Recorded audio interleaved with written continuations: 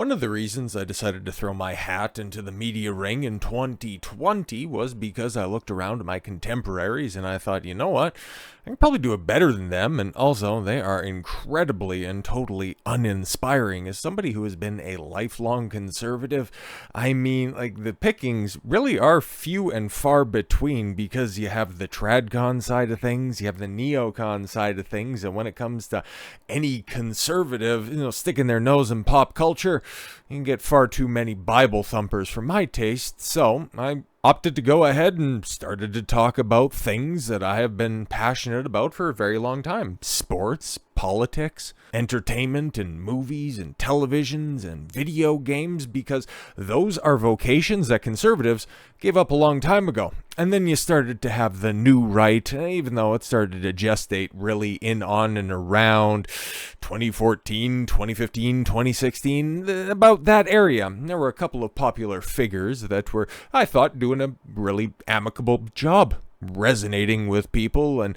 showing that, yeah, there's more to conservatism, there's more to being on the right than just being a stuffy shirt dork living in a wood-paneled office, smoking from their pipe and looking down their nose at the kids with their stupid digital video games. You should be doing far more important things with your time. Showing off your fuck trophies and how impressive it is that you can rack up by the age of 42 divorces. It's like all of that shit that you guys are pushing obviously doesn't work in today's day and age. And yeah, by 2020, everybody had a little bit of free time on their hands, and I decided that I had had enough, mostly because I seen the rise of the likes of the Daily Wire, and I thought, it's like, this is so wrong on so many levels, okay? The whole Ben Shapiro thing never really rubbed me right. Because when he first got hot on the scene, like, Milo was doing stuff way better than he was. I find it very funny, what ended up happening with Milo and his fall from grace, and how him and Shapiro were working at Breitbart at that same time. And now we have seen Breitbart's proclivities, especially over the past couple of years, really come to the forefront, and how they mesh so well with Shapiro. It's so funny how they would just go ahead and, push Milo off to the side and raise Shapiro up. Well, normally his lifts and his boots that do that. But I always thought that he was, generally speaking, kind of worthless, right? Because Milo was ruthlessly taking down those same college kids that Ben was dissecting with truth, or with facts and logic in so many more words. Milo was far more charismatic, but Ben continued to persist. And makes a lot of sense now.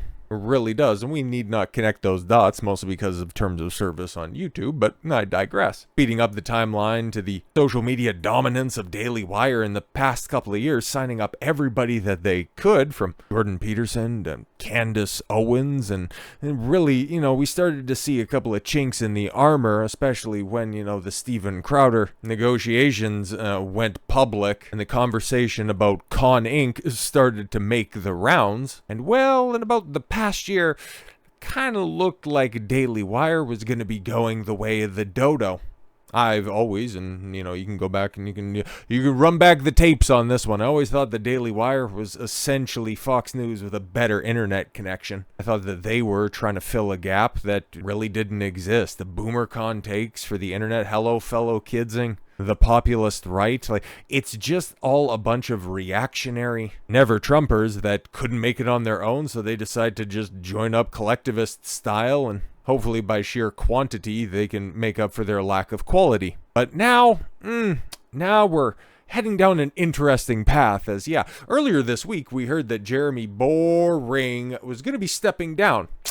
That's very interesting, because I seem to recall, and I'm pretty sure I talked about it, okay, and definitely in a few different videos, especially where there were the rumors, what was that, just at the tail end of last year, and I'm pretty sure that was Tim who floated it out there himself, because now he signed a big exclusive deal with Rumble, but Timcast may be joining up with Daily Wire, and then he also had Brett Cooper leaving, and it's like any sort of momentum that the Daily Wire had gained, they had very much lost it. Because here's the thing, man, like, their biggest acquisition, okay, it was obviously Jordan Peterson at his height, when he was coming back and when everybody was really looking forward to his, return after just that extended period when he was away, and then he came back and it was just, oh, this is even more middle of the road, even more milquetoast Peterson. What the hell happened? And the case in point on this one, okay, like I live in Grand Prairie, Alberta. You guys already know this at this point in time.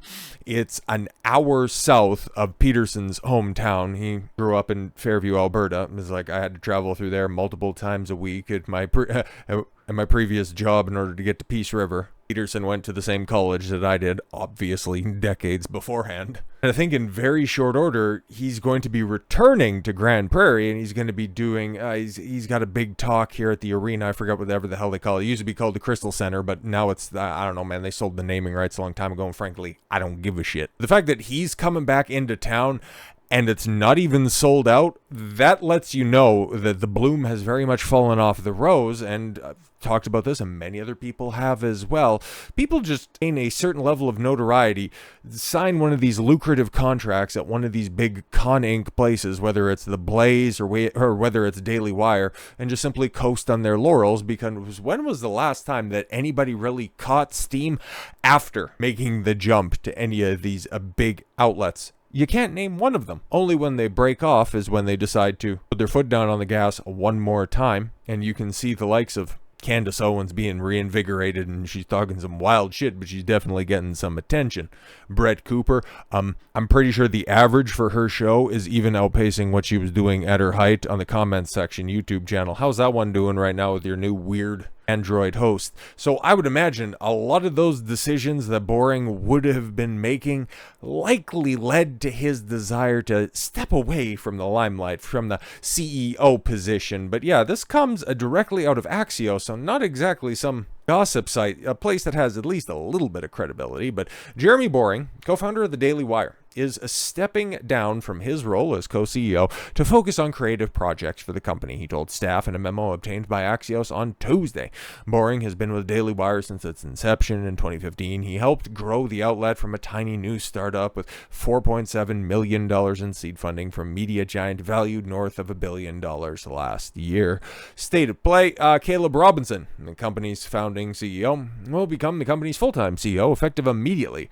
Robinson and Boring have been co-CEOs since 2019. Robinson's co-founded the company alongside Boring and the outlet's editor M. Terrace, Ben Shapiro. In a note to staff, Boring said that he will remain with the company in an advisory role. He will continue to host Daily Wire Backstage, the company's monthly show featuring Ben Shapiro, Matt Walsh, Michael Knowles, and Andrew Klavan. Oh yeah, boy, just a real round table of big thought leaders and really cutting-edge intellectuals. Like, if you want to hear bad takes about media, I'm sure Matt Walsh will chime in with his flannel shirts and his overcompensating beard for his lack of a strong chin. And Michael Knowles, do you want to go simp for some more OnlyFans 304s that want to wrap themselves in the Bible after getting dicked down for decades? Yeah, that's cool. And then Klavan, when was the last time he was relevant at all? And Ben Shapiro, I guess when he can, just step away from sucking that Israeli dick for a second, he can go ahead and chime in about the goings-on with the rest of the world.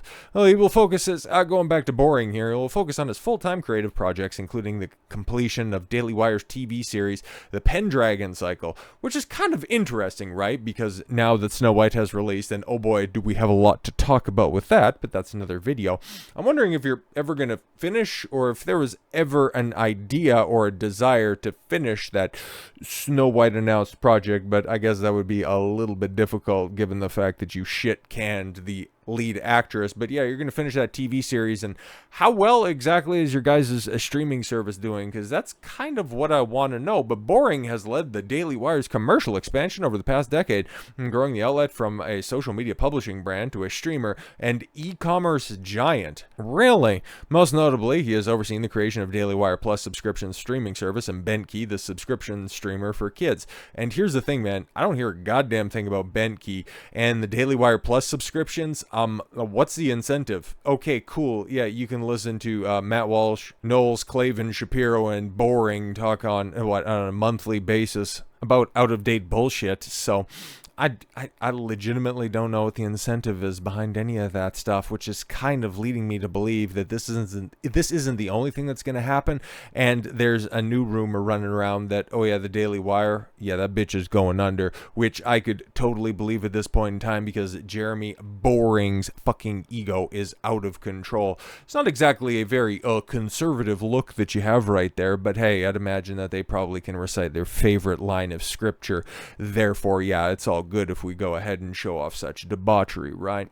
The rumor comes from Ian Carroll and comes immediately following co-CEO Jeremy Boring's announcement he was stepping down as co-CEO and would move into an advisory role, yes, working on the creative endeavors such as the Pendragon cycle. On March 18th, the Daily Wire and Boring announced that he would be stepping down to get us to the heights we know we can achieve. We have brought in a world-class executive team, and I'm confident we'll thrive in taking us to the next level under Caleb's ongoing leadership, while I turn my full attention to creative and entertainment ventures for the company. Yeah, because that's what we want from the new voice of a new conservative generation.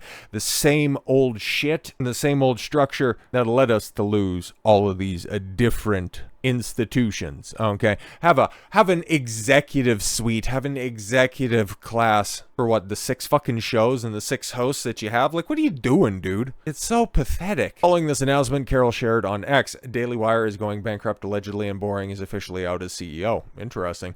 He went on to add, if it has not yet broken, as far as I'm aware, private equity is moving in and looking to buy up the Daily Wire. I heard in the rumor mill that Silver Lake Capital is looking to buy them up. Okay. Carroll then indicated there's a lot of skullduggery happening behind the scenes of the Daily Wire, including canceled credit cards, lying to the press, trying to trick Tim Pool. Oh, interesting. Later in his video, Carroll claims that Boring was forced out of the company, and they're not letting Boring back in the building right now. Apparently, Jeremy Boring was 100% allegedly forced out, not a willing leave. Well, yeah, he's done a lot of stupid shit. Like, okay, Lady Ballers, for as ambitious of an idea as it was, that shit did absolutely nothing with a side of dick all. Like, people that even took the time to review that shit said it wasn't funny. And it's like, yeah, why would you expect any type of comedy out of people that are perpetually, purposefully unfunny, but unintentionally hilarious from time to time?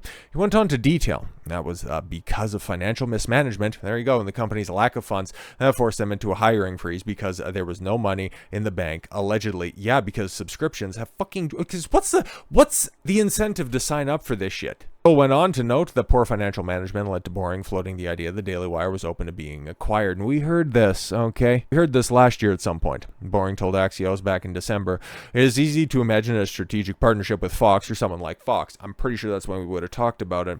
That would be mutually beneficial. I think that we can complement Fox and don't compete with Fox. Yeah, because you guys basically say the same shit. And Daily Wire is looking to possibly partner with a larger company or raise a significant round of capital next year to meet its growth ambitions. Still later, he reiterated, sounds like there's no money in the bank, so to speak, and they are not making profits. There's a difference between revenue and profits, and Jeremy has been doing a lot of finagling over the years to make it look really, really good. But it looks like shit is finally hit the fan because this motherfucker's ego has finally cost the company far too much. Yeah, I remember this little stunt, putting out his own chocolate bars. Like, that was just embarrassing, man. Everything that they've done is embarrassing. Can't stand the Daily Wire. I can't stand Ben Shapiro. And if they wither and die, I think that's probably a better outcome for conservatism in general, because that right there, that is the biggest collection of online never-Trumpers and subversionists for a proper cause that you are likely to ever find. Basically, everyone else has pretty much fallen by the wayside. And so the moment that you get out from under the glitz and the glamour of their try-hard production values. See, this is just my study. I just so happened to set up a desk and a computer and a microphone. Well, not the one on the desk. That one's just for show. We all wear lapel mics because we're all cool and we get it. We're hip. Several people have made the statement before, but it definitely rings true in this case. Authenticity is the currency of the future, and there's a reason that independent creators have been thriving over the past couple of years, and there's a reason that all of these legacy shills and wannabe legacy shills are withering and dying. We all kind of thought in the aftermath of the November election last year that there was going to be a lot of change, but who knew that a culling on the right was also what was in store for us as well. So with all that said, thank you all very much for the gift of your time. I've been Don Consuelo. I want you to follow your gut and get after it. Take care, everyone.